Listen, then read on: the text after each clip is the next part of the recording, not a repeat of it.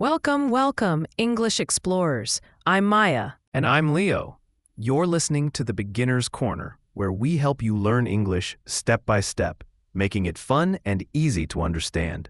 That's right, Leo. Today we have a super important topic, especially for many of our listeners who are students or are thinking about studying. We're going to talk all about talking about studies in English. Yes, whether you're in high school, university, or even just taking an English class, knowing how to talk about your studies is really useful. You can make new friends, ask questions, or just share about your day. Exactly. So let's start with some basic words, okay? Imagine you're talking about where you study. Leo, what are some common places where people learn? Good question, Maya. The most common are school for younger students and university or college for older students. And inside these places, you have a classroom where you have lessons, or a library where you can read and study quietly. Perfect. So, school, university, classroom, and library. Easy, right? Now, who do we meet there? Leo, who teaches us. We have teachers in school and professors at university. And of course, there are other students, people who learn. Your friends in your class are your classmates. Great. Teacher, professor, student, classmate. These are really important words to know. So we have the places and the people. Now, let's talk about what we study. What are some typical subjects, Leo? Okay, let's name a few common ones. There's math, numbers and calculations, science like biology or chemistry, understanding the world, history, learning about the past, and of course, English. Don't forget art for drawing and painting, and music for instruments and singing. So, you can say, I study math, or my favorite subject is English. What about you, Leo? What was your favorite subject when you were in school? I really liked history, learning about old stories and important events.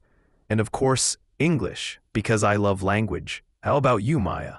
For me, it was art. I loved being creative. See, we just use those new phrases naturally. Now, beyond the subjects, what kind of work do we do when we study, Leo? The work part. We often have homework, work we do at home. Sometimes it's a bigger assignment or a project that takes more time. And then there are exams or tests to check what we've learned. Right. So you might say, I have homework tonight, or I need to study for an exam next week. You study when you read your books and notes to prepare for a test. You can also ask, are you working on a project? Or did you finish your assignment? And it's really helpful to know how to express if something is easy or difficult. Maya, how can we do that? Very simply, you can say math is difficult for me, or English is easy. You can also say I like history, or I don't like science. And if you don't understand something, you can just say I don't understand. Don't be afraid to say that. That's a super important point, Maya. It's okay to say I don't understand. That's how we learn. And speaking of learning, let's talk about some quick tips for our beginner listeners. How can they practice talking about studies? My biggest tip is to just try. Think about your own day.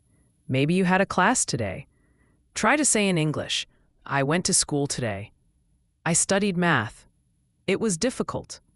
Even just a few simple sentences like that are a great start. Exactly. Write down new words like homework or teacher. And if you have a friend who's also learning English, try to have a small conversation. Ask them, what are you studying? Or, how is your English class? And remember, nobody starts speaking perfectly. Mistakes are a part of learning. The important thing is to try and communicate. Absolutely. So to quickly recap what we've covered today, we talked about places like school and university, people like teachers and students, and subjects like math and English. And we learned about homework, assignments, and exams. Plus, how to say if something is easy or difficult, or if you like or don't like a subject. The main takeaway, especially for beginners, is that you can talk about your studies using simple English words and phrases. Don't feel like you need perfect grammar or a huge vocabulary. Start small. That's so true, Leo. Every new word and every simple sentence you use helps build your confidence.